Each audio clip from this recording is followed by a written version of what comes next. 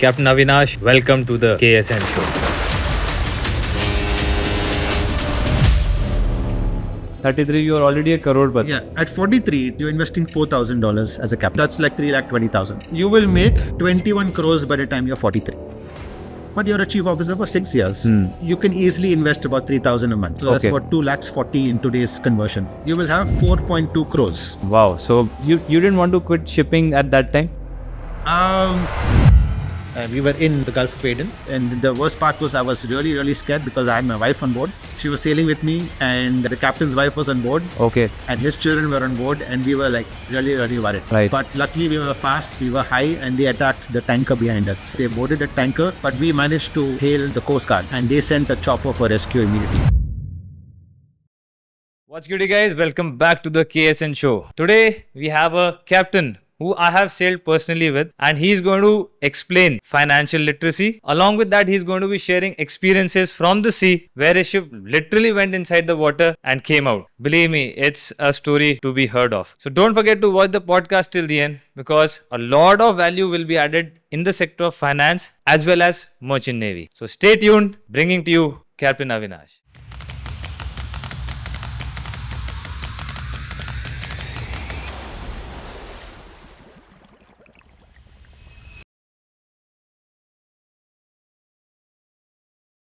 For coming in such a short notice.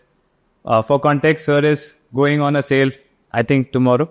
Tomorrow I'm leaving. Yeah. Right, sir. For a month. For a month. Yeah. We'll come there, sir. So first of all, how are you, sir? I'm fine, Karan. Yeah. Thank you very much for having me. Right, sir. I have not done this before, so this is going to be interesting. Good, sir. Thank you for taking up that opportunity and having an experience.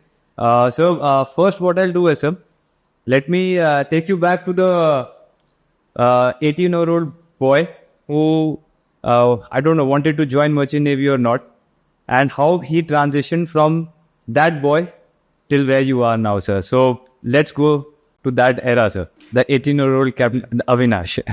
So I started. So what really made me join shipping is I had two uncles, my dad's brother-in-laws. Okay. One was a chief engineer and one was a captain. Right. And a lot of times, they were out and traveling, and a lot of stories and pictures. And I remember the first time I went on a ship was maybe when I was like 3 or 5 years old. Okay. In Chennai with one of my uncles. He was a captain. Right. And I was petrified of the water. Even climbing the gangway was like screaming out my lungs out. And Right. they had to carry me up the gangway. But after that, I was mesmerized by the lifestyle, different place, different countries, and Right. and a lot of sea stories. And that's the main reason why I also looked into this as a profession. Okay. So, I started off in 1996. And at that time, we had no pre-sea training was a requirement. I mean, Like no 1 year DNS or something. nothing. So basically, I finished my 12th standard Okay. and I joined as a direct entry cadet. So I just did my first aid at sea, basic firefighting, and survival at sea. And I think the other one was, that's about it. So I think, those three Elementary courses. courses. And 15 days, and I was on a ship. Wow. Yeah. And so I had no clue what was port, what was starboard. Yes. And I was on a ship where we didn't even have a third officer. So so there was master, chief mate, second mate, and 2 cadets. Okay. And so one of the cadets, the senior cadet, kept a watch, one of the watches with the master. So Right. he used to keep the 8 to 12 watch in the night with the master. Right. And I remember, it was 2 months. This is a funny side of the whole story. So it was 2 months into Right. being on a ship. And the chief mate one day said to me, Avinash, can you take sounding of number 2 DB? And at that time, you never learned how to say no. You said yes for everything. So even if you didn't understand something, you just said yes, sir, no problem. Yes. So I went down to the workshop, and I'm looking at what to do, because I've never heard sounding. And I don't know what is sounding. I don't know anything, So the second engineer sees me, and he's like, what are you doing in the workshop? So I said, no, sir, chief mate told me that he wanted the sounding of some tank, He said, which tank? I said, okay, it was number 2 DB. So he said, okay, do you know what is sounding? So I was like, no, I don't know what is sounding. So, okay, come, I will show you what is sounding. So he said, take this hammer and come with me. And which tank is it? I said, number 2 dB starboard side. So he told me to go to see, this is the sounding pipe. Yeah. And you open the sounding cover and then you start hammering and you listen to the sound. Okay. And you listen to the sound, and whatever sound comes, you go and tell the chief mate. So it was about 8:30 in the morning, and he's hiding, behind one of the containers. Okay. Very small, I think it was 108 meters, 320 TEU ship. Oh, okay. So really, really small ship. Yeah. And the chief mate's walking on deck, and then he can hear me banging, and he's like, "What are you doing?" He's like, "Sir, you told me to take sounding." Who told you to take something like this? So it was a good laugh. So that's the second mate had a good laugh. Okay. And so I worked. The second engineer, had a good laugh. They a lot of pranks at times. So Yes. I did 1 year on this ship, and then I switched to another management company. Okay. Did a couple of years there. Then came down for my license. Right, sir. And Right. that time we took a long time, for doing our license. We had to do foundation and functions, because I was not No pre-seat training. So I did like almost 38 months as a cadet. Okay. Is it still possible such a thing to directly go on the ship without? I don't think so. Not in India, at least. I don't think we can do this anymore. Yeah. Why I'm asking, because a lot of students keep asking how to go about the shipping without any courses, without anything. I don't know why they ask, but just to break that myth that it's no more like that. Yeah, it's no more. Yeah, I don't think. And so now it is all standardized. And it's good in one way because you learn a lot. At least you learn the basics. And today we are so focused on safety. Absolutely. When I joined shipping, safety was literally a joke. Okay. Nobody took safety seriously. If you had a helmet, it was probably broken or cracked somewhere, and you're stealing gloves from the stevedores to wear it. So the safety was very, very poor, and especially in management companies. We have come a long way with safety from what it was like 20-25 years ago. So do you remember any instance where you really questioned about the safety? Like you thought that this encounter can literally kill me or something like that? You see, this was on my first ship. I had so many experiences on my first ship. On the first ship, I've lost containers overboard. I've had a collision. I've had you had a collision? Yeah, I had a collision on that ship. We had a collision. We had a main engine failure and a steering gear failure, all in a span of 4 hours. So let's go down there, sir. It's something which is rare to hear a direct experience. So what was it? So basically, we were casting off the berth, sir. It was 6 months into my time on the ship. I did 12 months on that ship, and we were casting off the berth, and the ropes parted, and there was a strong current. And because the ropes parted and they couldn't start the engines to control the ship, so we went and collided into a ship ahead. Oh no! And luckily, it was not much damage. A few railings broke. But at that time, I think the captains just had a word with each other, and everything was okay. Not like today. Not like today. Not like how it was today. But that was really, really long time ago. Luckily the damage was not much. It was maybe a few bent railings. But then we turned around in the channel, and then we had a main engine failure. We had to drop anchors in the middle of the channel, and then call tugs to tow us out. And as soon as we were out in the outer channel, yes, just dropping the pilot, we had a steering gear failure. So what was the atmosphere like on the ship, and especially with you? What was happening? Like, what were you thinking? I was a cadet, so I was just running around helping people and doing stuff, and it was a very old ship. It was a I think I was on board 1976, and this was, I think, a ship built in 1972 or something like that. So old rust bucket? Yeah, or? Exactly. It was you could go down in Anchorage one day, and suddenly, you will have, you're anchored, and suddenly you'll have a 10-degree list, and the captain will come up on the bridge very cool and says, okay, Avinash, just go and check this number 2 cargo hold must be getting flooded from somewhere. So... Yeah. Just for context, 10-degree list is a very big list on today's time, especially in the big ships. Exactly. So we've passed through a high of a hurricane, and that time somebody sent me and another cadet to go and check containers in force 8 or force 10 kind of weather on deck. Oh, okay, and we were literally thrown.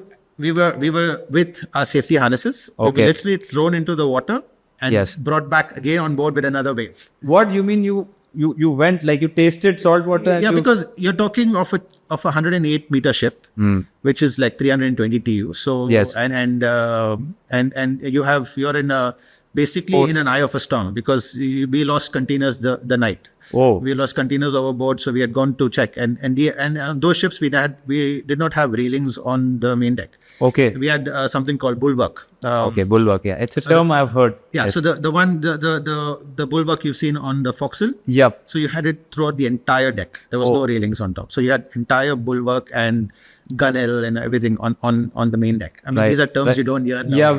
Yeah. Yes. So the entire section of almost 20 to 30 meters of bulwark went with the containers into the water. My God. Yeah. So basically you're walking on deck, open to sea. Oh. So yeah. So and they send cadets that time to go and inspect So containers. Yeah. So you literally went. Yeah, you literally went hanging on the ship side and then came back with another. My God, with so another this is wave. something. Yeah. It's like a movie which I'm imagining right now. Like on Discovery, there was a show with the deadliest catch or something where those small trawlers go and try to catch crabs in all deep water, and they're inside water, then coming out. So similar to that is the visualization. I mean, yeah, similar to that, but luckily we held on to something. Yeah. So so it was not so bad. So you didn't want to quit shipping at that time? See, on those ships, we had nothing. We had no rest hours those days. So you started off. I literally started my day at 4 o'clock in the morning, and I finished at about 10 o'clock in the night. Every day. Every day. Okay, and then again you wake up the next day morning 4 o'clock, and there was no rest hours, nothing. Though it was, there are a lot of stages where today's, the Gen Z, yeah, or the Alpha now, the Alpha generation are the ones that are coming as cadets. Okay. So we were conditioned completely differently. But those were those times. You can't go back. If you go back to the 1920s, it's even worse. You're walking with rubber slippers on deck and all that stuff in the 1920s. So it was tough, but we learned a lot.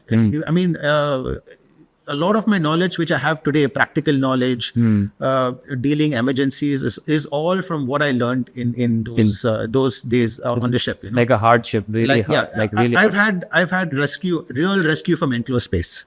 Oh, you mean like a real scenario? Yeah. So basically, we were in dry dock. If I can. Yes, go ahead, please. So we were in dry dock, and I've done things where you're not supposed to do. Textbook wise, today you're not supposed to do. Right. But again, I was maybe 7 months. 7 months as a cadet. Again, no pre-sea training. We had no drills on enclosed space rescue those days because it was not mandatory. We had your normal fire and abandoned ship drills. Those are the normal drills you had. You had no tabletop drills and no tank rescue, no collision drills, nothing. So we were painting the chain locker with a paint called bitumen, which is banned now. Toxic? Yeah, it's toxic. You can't. And bitumen gets you a high. So it doesn't, you don't pass out, but you will start smiling suddenly. Okay. You will break out hysterically laughing. Okay. Or you may just become a statue. Right. So we had this one guy painting the chain locker without any gas mask. He's just wearing one of those normal masks, white mask. Yeah, the COVID mask. COVID He's wearing one of those masks. Yeah. And we had ventilation from both the spurling pipes into the chain locker, and he froze. Oh. He froze, and he's looking on top, and he's smiling. Oh. So I remember his name. His name was Arul, if I could say, but I don't know whether he's sailing. I don't know where he is now. Yes. So he was an AB, and he's looking, and he's smiling. And now we're shouting at him and throwing some stuff on him, and he's not moving. Right. So I ran up to call chief mate, and I can't find chief mate. We don't have a radio, and this is in the midst of dry dock, and 100 people everywhere, and there is no BS set standby, nothing. So what happened is the AB there, the AB there, he was a very senior AB. And he did something which you're not supposed to do today. So I don't know. So I'm running around to call the chief mate. So he's taken the air hose. The air hose, like we had a compressed air hose, like a pneumatic. Correct, a pneumatic air hose, because he was using the pneumatic hose to also paint spray painting machine. Okay. So he disconnected the hose. He took the hose down and he's breathing through the hose. Oh, like pipe. Yeah. So pipe. he's taking a deep breath through the hose. He went down. He put this guy on top of his shoulders. And then he's telling me, then by the time I'd come up, and then I'm pulling him with because he just put a bowline around him. Yep. Luckily, we had a pulley on the top. We had to pull him. And then I'm pulling him, and then he's taking his weight. I'm pulling him, and then we managed to rescue him. We managed to bring that guy out. So totally what you see in the movies, and something like this you're not supposed to do today at all. Yeah, the next question which was coming, since you're also in that safety department, so it's a very relevant question now. People ask me, what is the difference between the shipping, suppose in 90s where you were there, and now in the 24? Like, is it safety wise? Safety wise, I can tell you, it is completely the opposite. It is a lot safer today. I mean, there is so much focus on safety today, and the thing is, in those days, there was a lot of hierarchy. You cannot talk back, you cannot answer. There was no collaboration. You cannot tell somebody, what you're doing is wrong. And there is a term called power distance. I don't know if you've heard about the term called. No, I haven't. Okay, so this power distance is very low in amongst the Europeans and say America. Like say now you'll have an American guy or a European guy who's very low down the ladder. But he will come and talk to you face to face, and he will not hold anything back. Right. But if you have a same like an Asian guy, or and somebody really row down the row, and then he will not talk to a CEO or a captain. He will always hide in the corner, never voice his opinion out. So those days the power distance was very, very large, and now it has become a lot smaller. So like you see, I mean, on the ships today, you will have a cadet coming up to a captain or anybody and saying, I think we can do it this way, or I think what we're doing is wrong. I think we should stop it. I don't think it's going safely. And everybody will listen to him. Or her, listen to him or her. And then and things are much better now. I mean, there is so much focus on safety training. There is so much focus on safety leadership. There's a lot of focus on PP, which is the last line of defense. That is something which is really, really down the ladder. But a lot of focus on talking before the job starts, and toolbox talks and all those things. And so safety is much, much better today. So just a contrarian viewpoint on this from my side, sir. So much regulations have come in, so many safety factors, parameters. Has it also taken out the fun of sailing, in your opinion? I'll be very honest with you. Yes, that's why I said. So the thing is, yes, it has taken the fun out of sailing. I remember, in the days when I was sailing as a junior officer or as a cadet, and we had ships that would be in port for like 14 days at a stretch. Some ships I've been in one ship. I've been in port for 25 days, and we were discharging chicken. Frozen chicken. Oh, okay. In boxes. So each box is like 15 kilos. And we're discharging frozen chicken. So like a reefer ship? Like a reefer ship, yeah. So it was a reefer ship. So, and then you could go out, you could, explore the place, make friends. And in fact, I'm in touch with so many people I've met in those days, even today. Like I've just met them out in a shopping mall, or, met them out at a restaurant, and, and then become very pally with them. And you're in touch with people there. But today, there's so much focus, like the minute you come into port, you're so focused with the authorities first, and the turnaround times are so short. So there is a lot of cargo operations going on, and by the time you decide that you have to go, and a lot of ports don't give you permission to go out, or the port is really far away. But if you go to ports like, say, Australia, New Zealand, which is a lot more closer, or the US, at least you get a chance to go out there, or Europe, in fact. But like even if you come to JNPT, by the time you decide to even get a show pass and go out, it takes a long time. It takes a long time. To do it. Why I asked you this, because still everybody's in that misconception that sailors can go and see the world. Like this is the misconception which I've tried to break a lot from the videos which I made. But coming straight from you who experienced like from the 90s, the whole transition, you're still in the industry. So I think it gives a better and bigger perspective how things are. Like you said, the safety stand, there was no railing. Now you can't even imagine a ship on main deck, it does not have railing. Yeah. So it's a big change for sure. While at the same time, you want to shed some light on the entertainment aspects of shipping. Like, is it like now entertainment on ship is better, or without the mobile phones and all that? Was it better in your time without all of this tech? See, in when I was sailing, we had no internet. I mean, in the early days, I only saw internet on the ships. Maybe 2008 when we first got internet on board ships. But if you want internet before that, you had to go out and buy a SIM card, which was very expensive. Right. The thing is, when I started off, we used to write letters. Yeah. So I have written maybe 10-page letters, 20-page letters, to the family. Then you wait for 2 months to get a reply. Wow. Because then you wait for the next port to give the agent that letter. Then he will post it. And then they will get it. And they will write back. And then they will send it to the office. Then you wait for the office to send you the next mail to the ship. So you would write something today and then you would get a reply 2 months. So, and it was not something, people were not upset.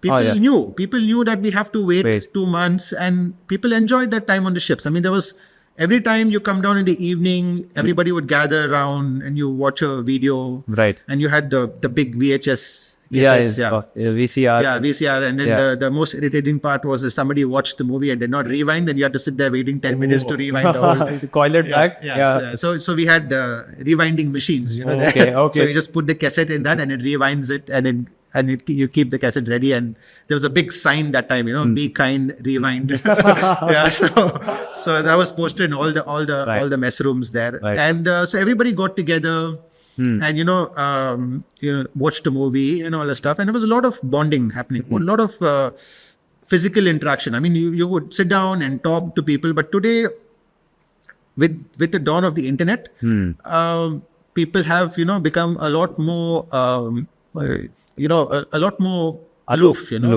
So you don't have that bonding. As soon as people finish their meals, they are straight in the cabins. And I feel today a lot of loneliness has come because of this, and if you even look at the younger generation today, who's on land, who's forget about being a seafarer, everybody's on their PlayStation, everybody's on the phone, or you see parents today, to keep their kids quiet, they give them an iPad. And, I was just listening to one of, a very famous leadership coach. I don't know if you've heard about him. He's called Simon Sinek. And Okay, I haven't heard. Yeah, and he's written this book on why, start with why. And he says, this giving an electronic device, so giving a mobile to a phone, to a child is like literally telling your adolescent child, adolescence is going to be crap, and you're going to have a lot of mood swings, and you're going to be upset, you're going to be sad, but here is a liquor cabinet. Whenever you feel sad, you can go and have a drink. Oof. And the phone does exactly the same thing to a child. Sit in your cabin and now you're feeling like very lonely, very bored. Yeah. What you do, a lot of people, they'll open up their mobiles. Start scrolling. It's not scrolling. They will look at all their phone list and they'll say hi to like 10 people. Hi, how are you? Hi, how are you? Yeah. And the minute you get that ting, that noise, on the phone, it's that dopamine. The dopamine rush. Oh, I've got a message. Now let me reply. So this is what's happening today, and that's what's got the people, into the cabins and not socializing a lot. Right. That's a very eye-opening point which you said. Yeah. Thank you. So, you and I were on the same ship. For the audience, sir came onto my ship for an audit. And that time, you gave me very insightful lessons on finance management. I wanted to bring you here for this particular reason, sir, because those tips which you gave me were like it can save me a lot of sailing days first, the way you told me about investing. Yeah. So I want to segment this into 3 parts, sir. The first part will be for the cadets, the financial journey for them. Second will be for the junior officers. And third for the senior officers. Okay. So I'll start with the junior officers, sir, with the cadets first. So as per you, sir, what did you not do right when you were a cadet with the stipend you were earning? And what are the better ways now, in your opinion, of perhaps finance management, the money you get? Okay. I've been, I mean, it's also new to me. So I started reading a lot about finance when we had COVID. We were stuck at home, airports were closed, so we couldn't travel. So my financial knowledge, the bulk of my financial knowledge is in the last 4 to 5 years. Disclaimer here is I'm not SEBI registered, so I cannot give you financial advice. Absolutely. But I will share with what I learned. Yes. So I see a lot of people on the ships, they don't know how to manage money. It is changing a lot. I mean, the younger generation today are very informed. I mean, the internet has really helped there because there's a lot of information on the internet. But what triggered this out to me is, I was a few years back, a very senior director in one of the companies. He was literally close to the CEO, that kind of level. And he sent a message out. He sent an email out to a lot of his friends and family, and to a lot of people who he sailed with and all that stuff, and saying that, I'm really, really sick. I mean, he didn't send a mail out. One of the people sent a mail out, one of his close friends, and saying that, and this guy cannot afford to, treat himself and he needs money. If somebody can contribute, it'll be really helpful.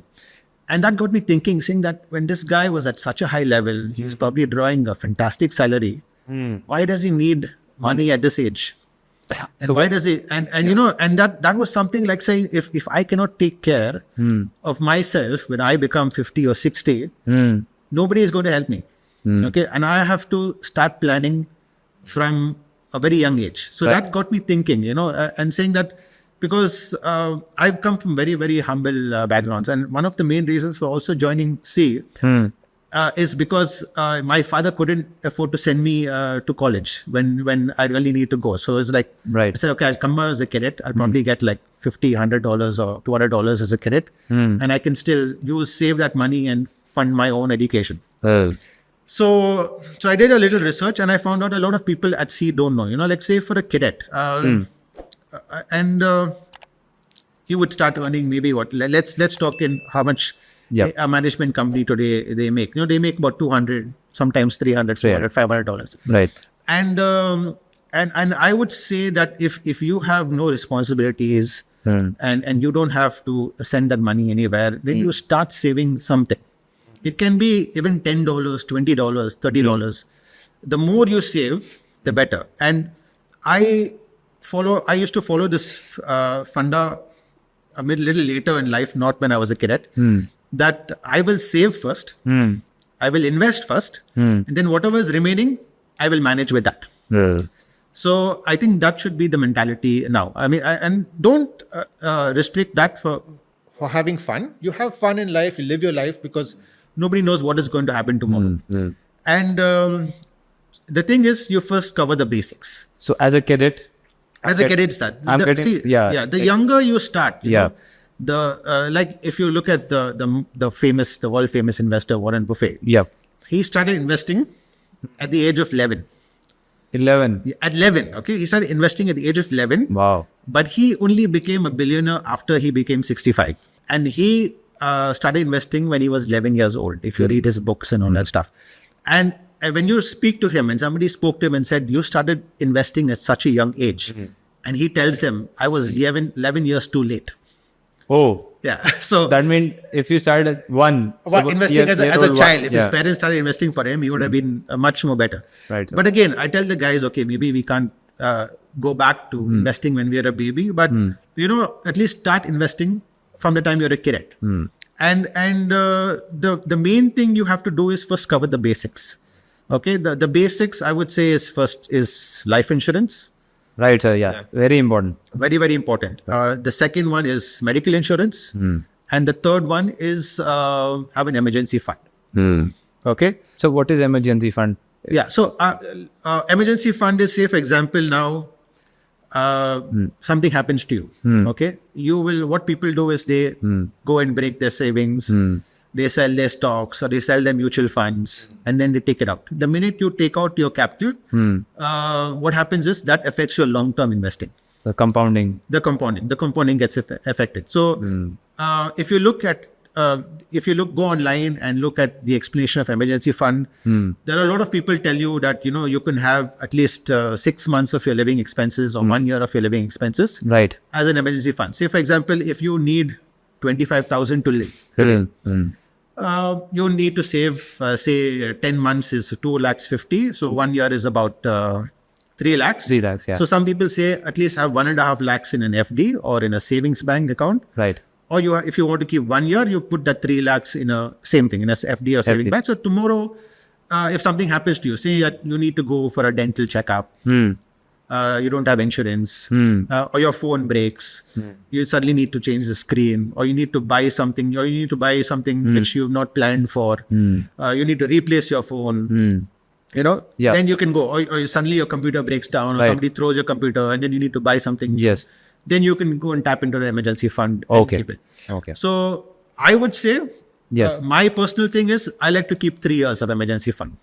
Okay. Okay. Then you'll ask me, but sir, what will you do with 3 years of money? Why are you keeping 3 years of emergency fund? Yes. But the thing is, now tomorrow, nothing is certain. Tomorrow you lose your job. Another pandemic hits. They decide to lay off hundreds and thousands of people because companies can't survive. What will you do? How will you survive? Right. Now this pandemic lasted for so long, Yep. So is 6 months enough? 6 months may not be enough. Because then you'll run out of money. Right. So I keep 3 years. So in that 3 years, if I want, I can pick up another skill. I can go online, learn completely different, what I'm not learned at all. Maybe pick up Power BI course, or maybe do something in Chat GPT, or do something in data analysis, or learn coding or something like that, some new skill. Right. So tomorrow, if I have to change jobs or I lose my job, I have something to fall back on.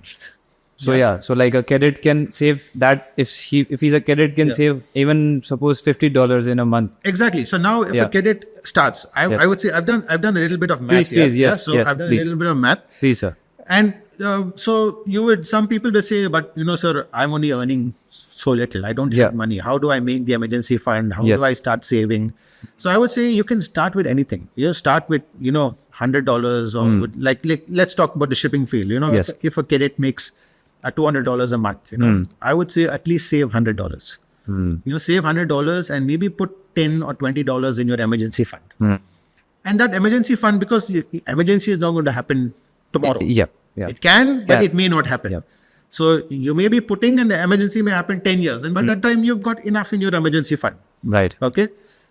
So the first thing is, if you start with 100. Okay? I've done the math. Like say now, you're a cadet for 2 years today. Okay. So you start with $100, which is about 8,000 rupees.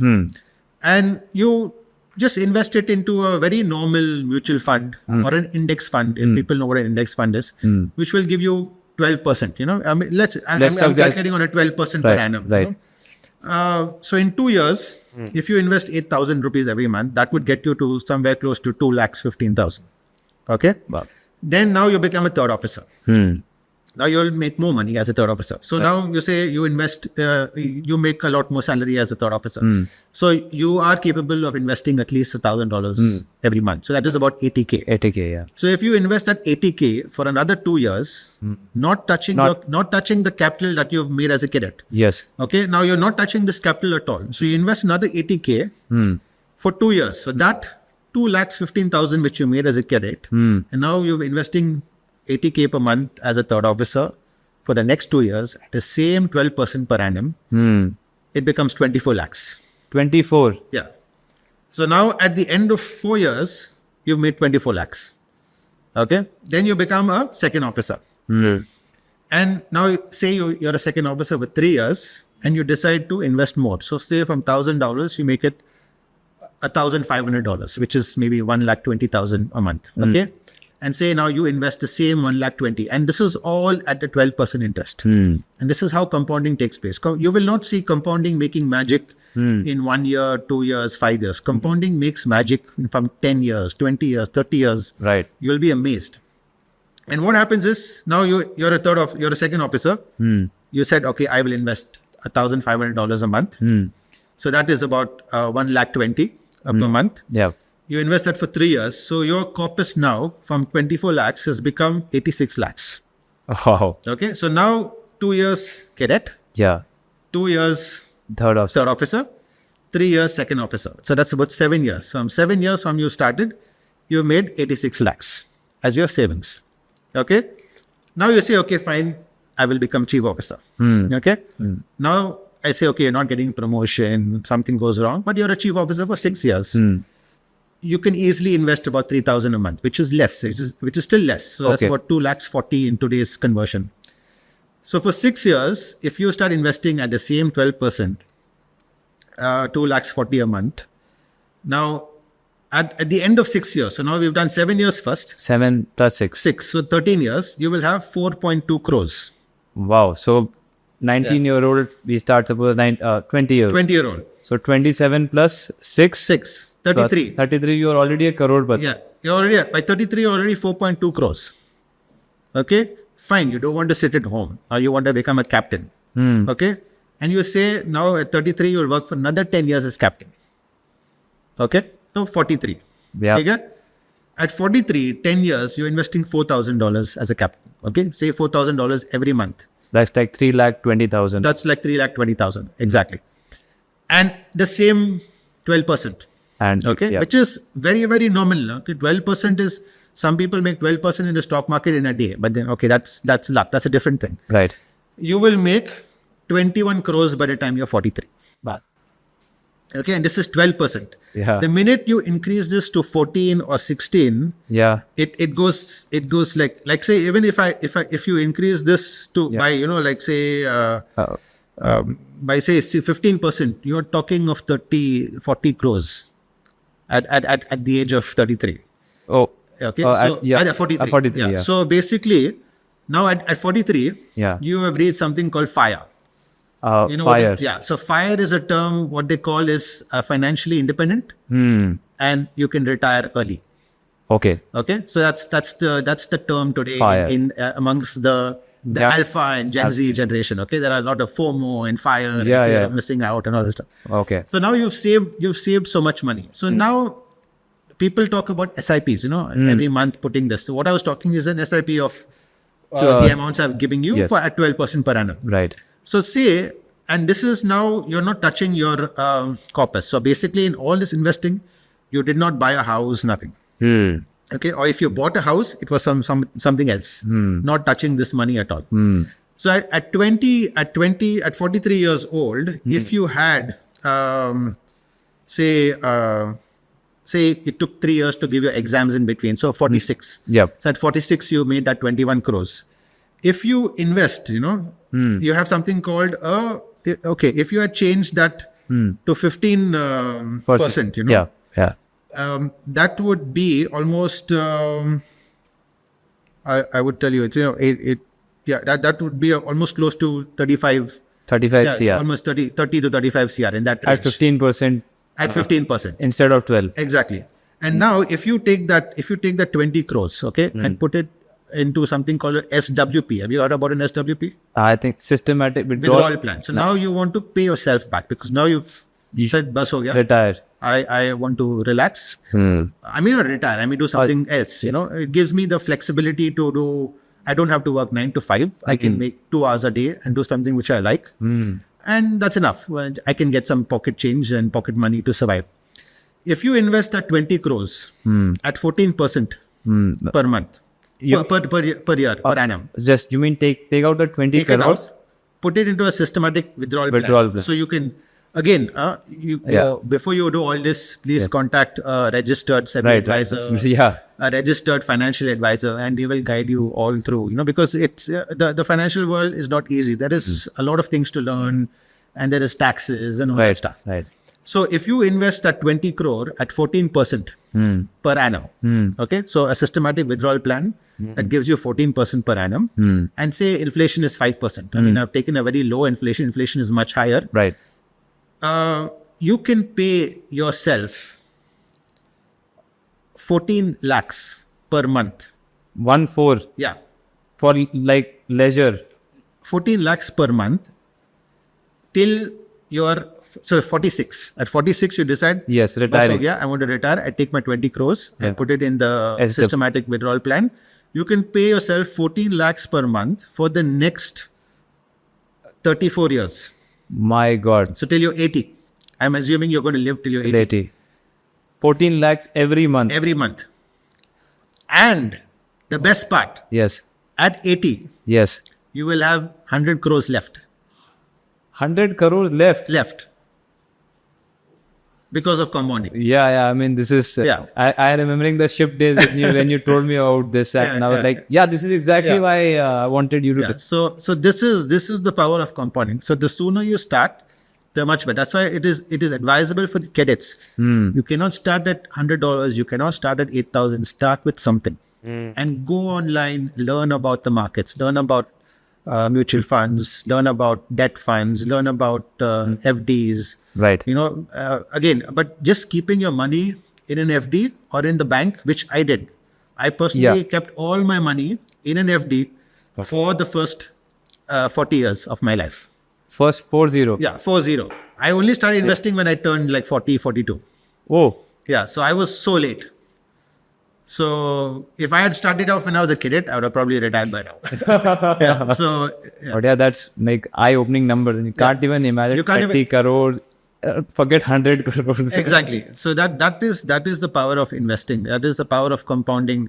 And I think Merchant Navy is a very good medium to go about the saving, because we have that money which is coming in. Yeah, and right? the best part is, as a cadet, you get it at a very young age. Okay, so like say for example, when I was 18 years old, to get $200, I started off at about $150 in 1996. I think the conversion was about 30 something rupees that time for a dollar. Okay, but that time the bank, if you put your money in we had something called an NR deposit. I don't know if you've heard about it. Okay, if you put your money there, it gives you 17%. 17%. Okay, just the bank. Oh, so fixed deposits and those days were crazy. Wow. So we grew up in that age where your parents said, "Gar kharido, bank mein dalo, LIC policy le lo." So something like that, Got it. Don't invest in the stock market. It's very dangerous. You'll lose all your money. Don't put. And then mutual funds, nobody heard about it. So everybody started buying houses, buying flats, and now you see, you buy a house so early in life, and you think it's going to appreciate. It will not appreciate like the figures I'm giving you. Yeah. It will never appreciate that. Especially in India, I've never seen property appreciate that fast. That percent. And the thing is now, with the new budget and the indexation and all removed, you're going to pay a lot more taxes when you sell that house. And again, buying a house your money is not liquid. Okay, and a lot of times when you buy a house for yourself, it's not an investment because you're going to live in it. You're not going to enjoy that. So I would say renting a place is an investment. Okay. Yeah. Makes sense. So I think this comes to the junior officer aspect, because I've seen some of my close friends buying a house, and now they have to pay that big EMI. So they have to go back on ship. They can't wait long over here. So it's a big pressure, I believe, which you put on yourself.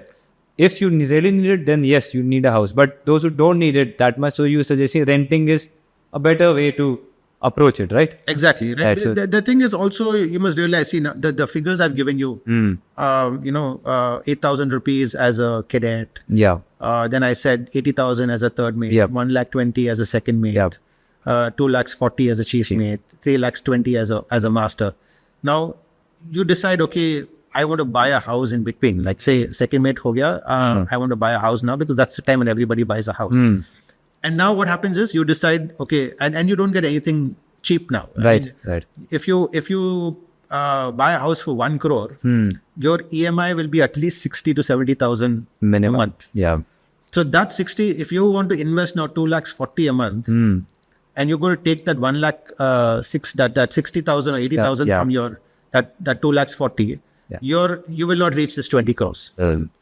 And that's exactly what happened for me. I'm speaking out of experience, because I decided, because everybody told me, buy a house. If you don't have a roof over your head, does it look nice? How long are you going to pay rent for? And so I succumbed to that pressure and I bought a house. And that property has not even doubled. It's such a dud investment. And now I won't even sell it, because I've become so attached to it. The house is lucky for me. Yes. My children were born there. How can I sell it? They have memories there. I can't sell it. So now it's like a dead investment. So thank you for being that honest. It's I think it's a big learning for all of us, especially in the junior ranks, because suddenly we're getting so much money You want to buy I a know. car, Yeah. a big car or a big house. Yeah. I think a better, smarter way is like you always told me that go for a small investment here, whatever it is. 7% also if you put in FD, I think is better than buying a house. If I may. Yeah. Anything. I mean, anything that gives you a return. Like Yes. the thing is, why do you need it? The first thing is, why do you need a fancy car? I mean, a car is a car. Whether you have a Maruti or whether you have a BMW, Absolutely. it still takes you from place A to place B. The same thing you're flying. Whether you're flying business class or economy class, your destination remains the same. It's not going to change. You're not taking by buying a business class ticket. You're not going to reach like a fancy paradise or something like that. You're still going to have that 8-hour or 10-hour journey in a flight, and then you're going to reach the same destination. So I would say, if you learn how to live within your means and save when you're much younger, you will really enjoy the benefits when you become older. I mean, you have the thing is I was just listening to a podcast when I was driving here, Right. and this guy is 25 years old. 25. Yeah, he is 25 years old. He has this question to one of a very well-known investor who teaches, and he is like, I want to retire by the time I'm 30. 30. Yeah, he's saying I want to retire by the time I'm 30. That's why he's earning 25,000 a month, but he's saving like 17,000 from that, and he's investing 17,000. He's only living on that remaining 7,000. Yeah. So and everybody asks him, why do you want? He's saying that there's so much pressure, because people give you such fancy packets of salary, and they don't expect you to work 9 hours a day. You have to work 12 hours a day or 14 hours a day, and there's a lot of stress at work. So he's like, no, I want to retire early, and then I want to do something which I like. I was just listening to a podcast when I was driving here, Right. and this guy is 25 years old. 25. Yeah, he is 25 years old. He has this question to one of a very well-known investor who teaches, and he is like, I want to retire by the time I'm 30. 30. Yeah, he's saying I want to retire by the time I'm 30. That's why he's earning 25,000 a month, but he's saving like 17,000 from that, and he's investing 17,000. He's only living on that remaining 7,000. Yeah. So and everybody asks him, why do you want? He's saying that there's so much pressure, because people give you such fancy pack. Yeah. But such a great insight, I believe. For me, when you first told me, Oli, on the ship, thank God you came. And thank God, even my father gave the same advice when I started earning, that you need to put this much of amount, whether you like it or not. I was crying that, why would I want to put this? Right now, I want to buy a sports bike, But now I see the magic within 7 years. What has happened? So, lots to learn from these figures, which you said, and but the discipline required, sir, for this. The discipline required is a lot. It sounds easy. Yeah, it's easier said than done. Yeah. And your father, I must say, is a very, very wise man for guiding you in that direction. Yeah. Unfortunately, nobody told me that when I was your age. Right, sir. So I had to learn everything on my own. But again, you need a lot of discipline, So go online. Everything is available online. There are so many books. There are so many courses that you can do. Right, sir. Any book you recommend which you read which changed your perspective? The first book that I read was like the Bible, where everybody starts, is that Rich Dad, Poor Dad. Okay, so I read that, and that told me that your money has to work when you are sleeping. Right. Yeah. So Right. if your money is not working for you when you're sleeping, then what are you working for? Oh, beautiful. Yeah. Beautiful. So when you sleep, your money has to work for you. So that's when you can reach your goals and retire early, enjoy life when you're retired. Because the thing is, a lot of I can see an example with my parents and everything. It's very difficult. They don't understand how bad inflation is. Like, say for example, today I was just doing the math before I came. Yes. If you need 1 lakh a month today to live, 30 years down the line, you need something in the range of 5 to 6 lakhs For the same lifestyle. for the same lifestyle with 7 to 8% inflation. I want to touch this topic now. Yeah. Why aren't salaries increasing in Merchant Navy, sir? That's Please tell me. yeah. So if you know the answer, I would be I would be really, really happy. Yeah. I mean, I'm being very honest. You tell me, as a third mate, I was supposed getting in the range of 3,500 or 3,000 to $3,500, something. Were you also getting the same? As a third mate, yeah, it was between the range of 2,000 to 2,500. So it has increased. It is increased. 500 yeah. more. It is increased a little more. It is not the same. Definitely not the same. Yeah. Which year are you talking about this? So I was a third mate 2001 to 2003. So I started off at $1,800. I remember very clearly. $1,800 lump sum in hand. Okay. So 1,800 to a first time second officer, third officer in these days around $2,500 to 3,000. Yeah. Now it's standard. Yeah. It is standardized even more. And the inflation, if you calculate 6% also, 1,800 and 2,500 is a very small. See, Karan, what is happening is now you and I, we don't have that control. It's very difficult because now we don't run shipping companies. Okay, so the people who run shipping companies have done their due diligence and decided they've benchmarked with the whole industry and all that stuff, and decided that this is what we will pay to a second mate, cadet, third mate. That's why I tell the guys, investing early is important. I think we only have to take that. Yes, you have to take care of your own self. No, don't depend on somebody to give you a raise. Don't depend on somebody to give you a hike.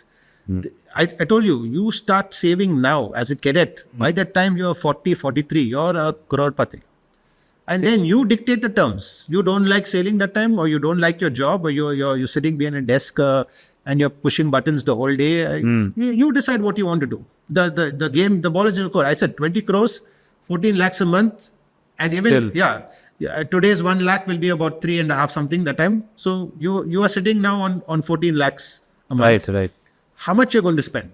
If you are a guy who lives properly, you can maximum spend 5 or 6. What are you going to do the rest? You're going to invest the rest. Yeah, then it's... So remember, at 18, that 100 crores will be 500 crores. Oh, I think one thing audience can take away from this, even I am taking, is the magic numbers of compounding, right, sir? Exactly. I mean, that's the message you also very clearly told me on that day. Until date, I'm very happy you could make it and tell this calculation, especially because otherwise we can talk and say, oh, this big yarn of, but with the numbers, it becomes more clear. And I think people can calculate also with this percentage interest rate. I think there are calculators now online on Google if you, right? Yeah, I think there is apps. You can go on apps and, there is the app called Compounding Calculator, which I use. And in that app, you will have how much is your initial investment, how much is your how much is your interest you're looking, whether you're contributing yearly, monthly, quarterly. Right. You can change it. And then you could calculate. I mean, maybe some of the figures I said was not entirely correct, but near more or less in the same vicinity. So you could go there, you can calculate and put it. And the thing is, what happens is nobody tells you the math.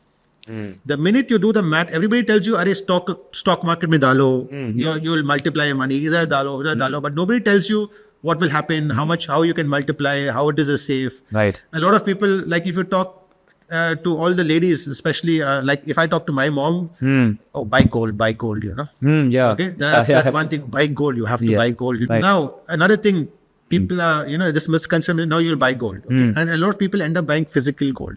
Okay. So, and you're not going to buy 5 grams, 10 grams. Right. You may buy 5 grams, 10 grams today, but over a period of 10, 15 years, if you're going on buying gold, you will end up with a lot of gold. Yeah. Then you're scared. Where to keep it? Now, where to keep it? If I keep it in the house and I go for a holiday, if my house gets burgled, what will I do? So what you'll do is now you'll go to the bank. You'll say, I'll keep it in the locker. It's safe. So now you're going to pay the bank, pay somebody to keep your own money. Oh. Understood? Yeah, I got the... So you've worked very hard for that money, which is not multiplied much because the way gold is given rate is not so great over the year. When you compare it with different other assets, it's a debt asset. It's a hedge you can do against other investments. So then you keep it there. Now you're paying the bank to keep your own money. Okay. So what I tell is, if you want to buy gold, there is something called sovereign gold bonds. which is given by the SGB, by the government of India. And they will give you, and when you sell physical gold, you know, that guy will say, "Arey sir, ye 22% hai, it's not pure, this much wastage." You will not end up getting the same money. Value. Yeah. You will get that day's gold value, but you will lose a lot on this wastage and all that stuff. Right. So if you buy these sovereign gold bonds, you get an interest of 2.5% per annum. Right. and you can sell it at that time at that day's rate. Okay. And everything is electronic. So no need to keep it in a locker or Nothing. something. No need to keep it in a locker. It's online. It's in your Demat account, wherever it is, and then you have gold. Beautiful. I think something which I also need to research. SGBs. SGBs, yeah. That's a different way you can diversify your assets.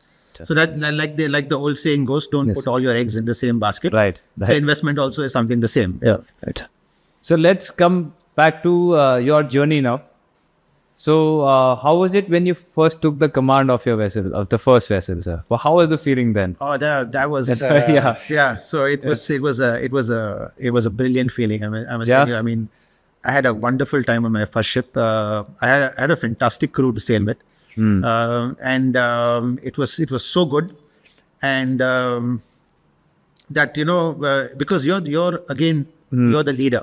When you become a captain, everybody looks up to you, and you have to lead by example. And a lot of my leading style was leading with empathy. Like tomorrow, if somebody does something wrong, I will immediately put myself in his shoes. What if I did the same mistake? How do I want my captain or my senior to react with me? And that was my leadership style. In fact, I had such a good time that I actually have a plaque which is made by the entire ship with all their signatures. And each crew has made something, like, they made a knot or something, put on that plaque and given me for my birthday on that ship. Wow. So those are the things, being a leader is tomorrow, if I'm your leader, I'm only a leader on the ship. Right. The minute I leave that ship, Karan, you don't know who's Avinash. Avinash doesn't know who's Karan. But what I look as a leader is tomorrow, I need you, Karan. You will come anytime I call you, whether you're on the ship or not. So that is my leadership style. So I had a fantastic time on my first ship. Yeah. The worst part was it was in 2010, and I was only sailing in the Gulf of Aden. Okay. So the heightened risk of piracy. The Somalia and all of that area. Yeah, Somalia. And that was the same time. A lot of ships were getting hijacked and all that stuff. Have you encountered pirates by any chance? Yeah, and I did once. I was on a car carrier, and luckily we were high up. So we had a lot of boats approaching us. We were in the Gulf of Aden, and the worst part was I was really, really scared because I had my wife on board. Oh. She was sailing with me, and the captain's wife was on board. Okay. And his children were on board, and we were like really, really worried. Right. But luckily we were fast, we were high, and they attacked the tanker behind us. Oh, they did attack. They attacked the tanker behind us. They boarded the tanker, but we managed to hail the Coast Guard. Okay. And they sent a chopper for rescue immediately. So I don't know what happened, but we just sped.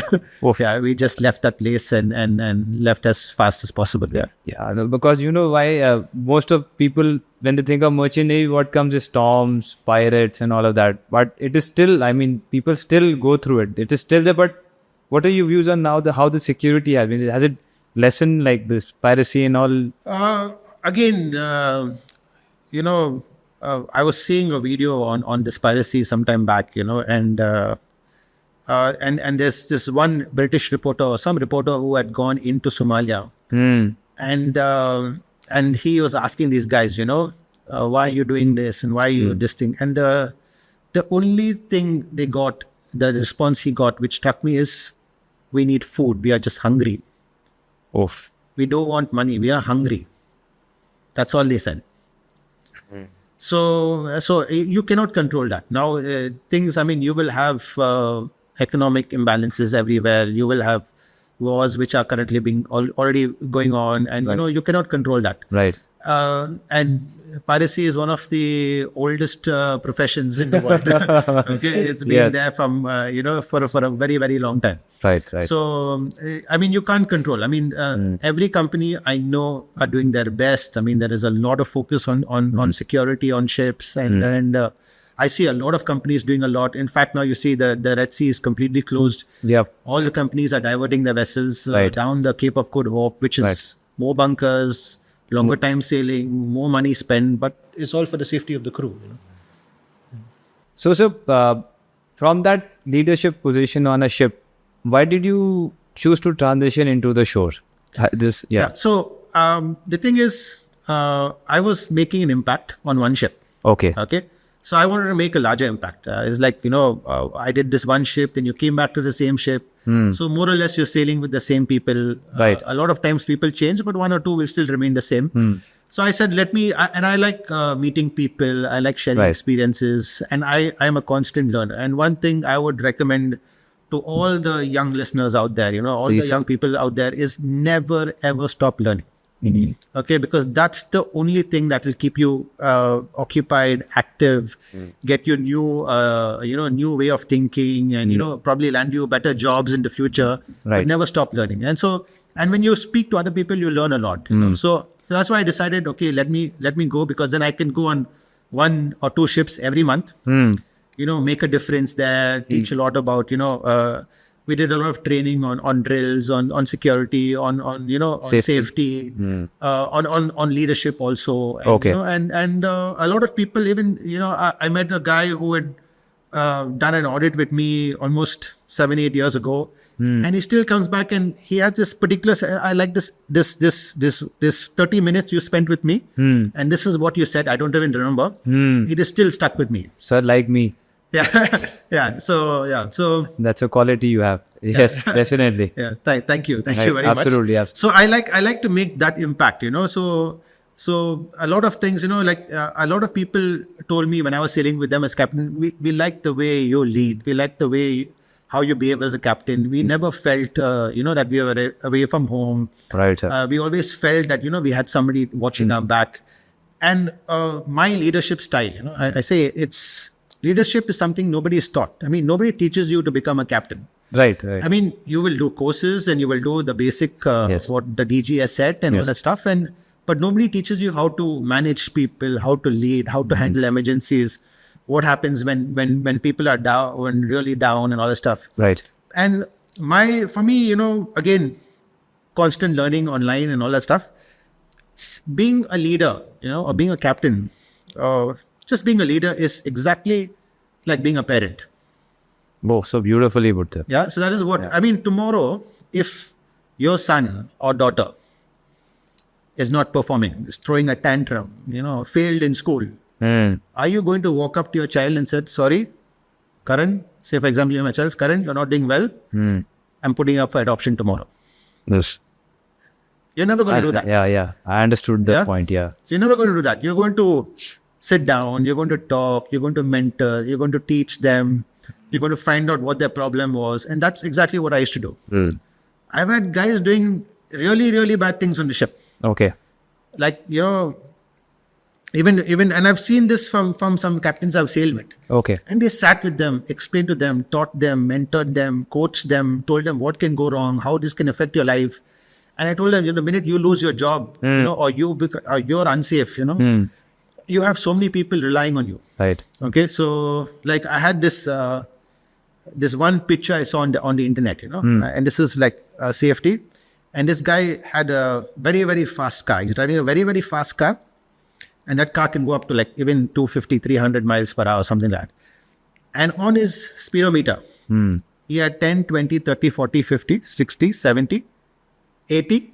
And then he had a picture of his family. Oh, wow. After that. That's it. He stuck a picture of his family after that. Powerful. Yeah. And that is something that's really, struck me, saying that, okay, this is when you slow down. And this is something I should tell the people, put a photograph of your whole family at the door. Or even put it in your locker, in your safety locker where you keep all your PPE. Just before you go out, look at that picture. Wow. Yeah. Look at that picture, because that is who you are working for. Beautiful. Yeah. Beautiful. So, lot of big lesson there. So what do you actually do now on shore? Let me just ask you. So basically right now I'm in marine assurance. Okay. So our main responsibility is carry out internal audits, which is a mandatory requirement as per the ISM code. Apart from audits, we also do a lot of investigations into accidents. So we do a lot of accident investigations into fires, collisions, groundings, mostly maritime based. Okay. We also do a lot of bridging the gap between shore and the ship. Okay. Telling them that we're all part of the same team. There is no two teams here. So our main goal during vessel visits is to talk to the crew, find out what's going wrong, what's going well, how we can improve systems, how we can make the whole place a much better place to work. And Right. what are your suggestions? How can we help you? It's not like 30 years ago when the superintendent came on board, the master, everybody ran in opposite directions. Everybody ran in opposite directions because nobody wanted to sit and face with him. But today you go on that, everybody wants to talk to you. Yeah. It's like, sir, I have this problem, this is what's happening, and this is, and then we are there to listen. You're there to listen. Right. If we can't help you, we will go and take it to somebody ashore who can help you. But the main job is audits and investigations. I think when you were coming, there was, I'm remembering that time, I think it was December last year, if I'm not wrong. So, we were actually quite, like, it was not like, oh, superintendent is coming or but like now we have come to that realization that they're to help Exactly. from the inspection which are going to happen in the other ports. That's what the bridging gap is, right? The thing is, also a lot of people, view, my superintendent ashore is not helping me, and a lot of focus is on budgets, and I'm not getting what I need. And then we are trying to tell them, see, everybody is working because they have to work, they have to make money, they have to earn. Right. He's doing what he's told, you're doing what you're told. The thing is, again, there will be a lot of factors. There will be budgets, there will be controls, there will be economic wars, there will be downturns, there will be upturns. We cannot handle everything. But as persons, you're the one on the scene. Your superintendent is the one on the scene there. Talk to them. I mean, everybody is reasonable. Nobody wants to do the wrong thing. Yeah, absolutely. Yeah, everybody is reasonable. So that is what we go to, to encourage more of that behavior. And it's changing a lot. Yeah, it is changing a lot. I mean, we walk on board, people are so friendly, and and we are coming again as a different set of eyes to make sure that you guys are running safely. The main aim is we put you on a ship. You're coming with your all 2 hands, 2 legs. You have to go exactly the same way back. You have to work safely. If you cannot work safely, stop it. Take a step back, evaluate the situation, decide, talk about it, do the job again. Yes. So I think you are still related to the sea very much, right?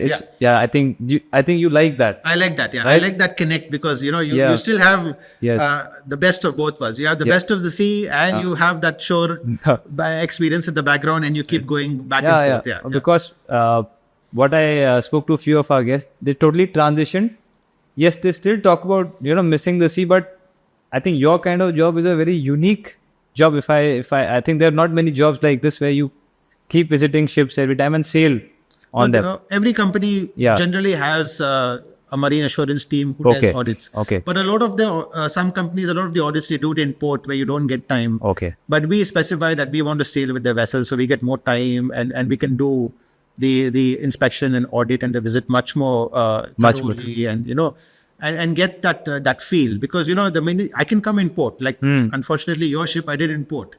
Singapore. We did only in Singapore, and we hardly spent like a couple of hours. Right. But I was glad I was able to make an impact on you in this couple of hours. And see where we are right now, sir. Exactly. So the more time you get, the bigger impact you can make. Right, sir. Good. Yeah. I think Captain Avinash, you have taken us through a beautiful journey of financial literacy as well as the I think let's say ISPS times and post ISPS times. I mean, how the general conditions were regarding to shore leaves and all, as well as the safety parameters.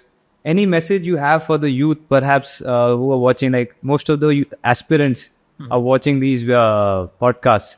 So any message you want to convey to them, which you really think they need right now? See, I can tell you from personal experience, coming out to sea made me learn a lot about patience, a lot of discipline, because everything is so time-based here. So it gave you a lot of discipline. It gave you of how to look at things systematically, because we are so process-driven. So it's like, what do we do before? What do we do after? What do we do during? How do we finish the whole thing? So it gives you, and it teaches you all these life skills. Like the best part is leadership. Being a captain is not easy, because when you are a leader ashore, okay, let's say you're a leader ashore, you have your team, and you see the same faces. If provided you don't leave the company, you will invariably see the same faces for the next 5 years, 10 years, if they are loyal. And exactly, I mean, after a few months, maybe 6 or 8 months, okay, what that guy's family background is, what he's good at, where you can tap into his skills, where you don't have to rub him the wrong side. And then you develop your leadership style based on that. But being a captain on the ship, every 15 days, somebody on your team is changing. Right. Somebody is signing off, somebody is signing on. And you're on board for 3 months, 4 months, 5 months. And so within that period of time, you have to judge that person, you have to amend your leadership style if that guy is different. And you're constantly learning, you're constantly Evolving, being different kinds of leaders. You know, and that is something which I only learned on the ship. Where if I was ashore, I would have been, you know, one narrow-minded kind of a leader, you know. But it gives you a very broad perspective. You're meeting new nationalities, new people, different countries. So, so it is a fantastic learning experience when you start off. Okay, and it teaches you so many life skills which you will never get sitting on a desk. Yeah, because you're sitting on a desk, you're working with your hands, you're doing safety, you're doing inspections, and you're doing security. Then again, you're going on the bridge, you're doing navigation. You're going to engine room, you're learning something technical. So it teaches you so many. I mean, like say, for example, if you are a coder, you will be only sitting and doing coding. You will not know how a machine works. You will not know about the weather outside. You will not know anything about the clouds. You will not know how the engine works. You will not know the different kinds of fuel oils you deal with. Absolutely. So you're learning so many things. So basically, that's why they say being a captain is like being a jack of all trades, master of none. You know. Thank you, sir. And I think we'll have to get you back because certain segments are still remaining, which I have in mind. And I think you can do a lot of justice to that, sir. Thank you for coming, sir. And wishing you a safe voyage which you're going. Thank you very much, Karan, for having me. It was my first time, but I really enjoyed this. My pleasure, sir. And best wishes to all your listeners. And again, you've been doing some wonderful work. I'd say I follow you a lot. Keep up the good work. And I mean, I'm telling you, you are somebody who is going to shine in the future. Thank you so much, Captain Avinash. Thank you very much. Thank you. So that was Captain Avinash with us. Hope you all liked the podcast and got some good insights on finances. Don't forget to share this video as well as comment who all you would like to watch on this platform. Signing off, KSN. Thank you.